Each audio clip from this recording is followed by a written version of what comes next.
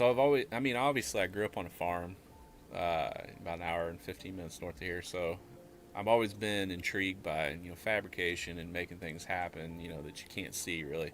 So in that hobby, you essentially take an old beat up car, strip it down to the frame, you know, work on the frame to make it stronger, and then put the body back on and put your drivetrain in, right? So your motor, your transmission, a drive shaft, and all that stuff.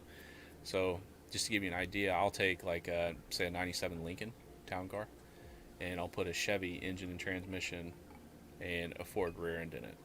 So essentially, Why do you pick those different options? so the drivetrain, because the Chevy drivetrain is easy, it's cheaper to rebuild and maintain, and then the Ford is a full frame car. It's newer, so a lot of times it's clean, it's stronger than something older that's rusty and things like that.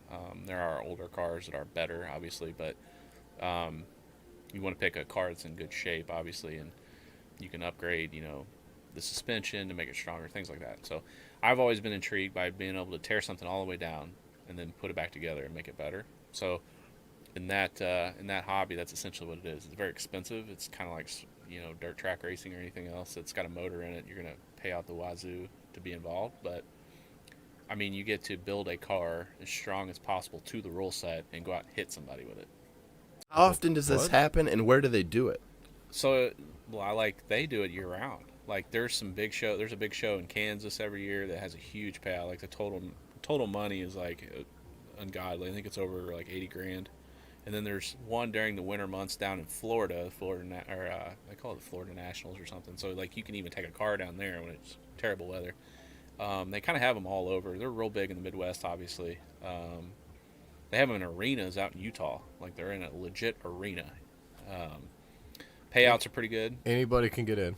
Yeah, you just got to go find a car, knock the glass out.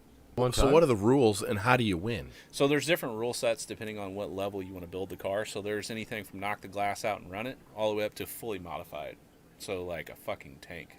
So what does your car cost? If you were to enter in your car, what all is in it? Money wise, so what I've spent to this point, I know is north of 10 grand. So you got 10 grand in the car. You It's go north into of that. this. What's the most you could win? Depending on show size, like the one I ran for one heat, I got second, and it was 550 bucks. The guy that won got 1,500, I think. And there's a show. The first show I'm running this year pays out 2,000 a person if you win. And it's a team show. It's a two-man team show. So you're buddied up with another car, and you're going against other teams. So best case scenario, you're losing your ass.